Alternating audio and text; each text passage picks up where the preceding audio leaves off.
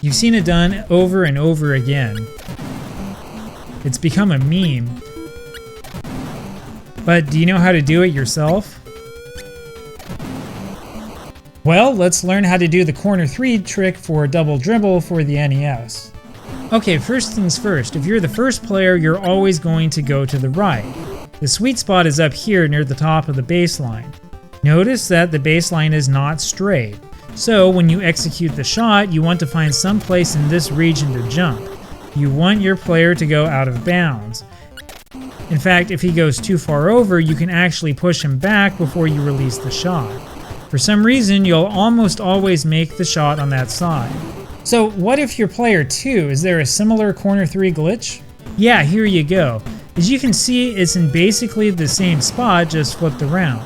The same rule applies. You jump until you've gone out of bounds, and then you release the B button. There are some other tricks you can do as well. For instance, you can jump up from the bottom of the screen to dunk. You only get 2 points even though you start behind the 3-point line. You should also know that it's a pretty low percentage dunk. Now the reason that this works is because there's something wrong with how the game measures your player's location when you jump from down here. So the cool thing is that this kind of works on the Japanese version also. As you probably already know, there are no cutscenes in Exciting Basket, which is the version of Double Dribble that was released on the Famicom Disk System in Japan. The 3-point dunk still works, though it's not quite as spectacular. The corner 3 also kind of works, though I had to try a lot to get it to go in. And there's one more trick that you probably didn't know about. That would be the half-court 3-point shot.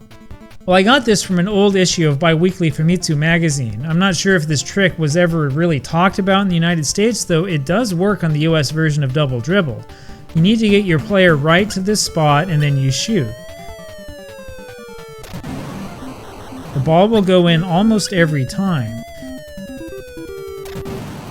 Now, if you're a little bit too high, you'll shoot an air ball. It's also just a little bit easier to pull off this trick in the Japanese version of the game. Now, there is another trick that seems to work a little bit better in the Japanese version than in the US version. Shooting from the rivets in the floor seems to work a little bit better in the Famicom Disk System version of the game. I had a hard time getting this trick to work at all in the NES version. In theory, you should have a higher chance of making shots taken from on top of one of these markings. They say X marks the spot. Honestly though, you're much better off just trying the corner 3 trick. Now I tried all of these tricks on the arcade version of the game just to see what would happen. Well, the corner 3 trick doesn't work. It's hard to get the ball to the corner to begin with. And I can't see any possible way to dunk from the bottom of the screen. And shooting from half court, that doesn't work at all. Plus, you've got to deal with that annoying robot voice if you play with this version.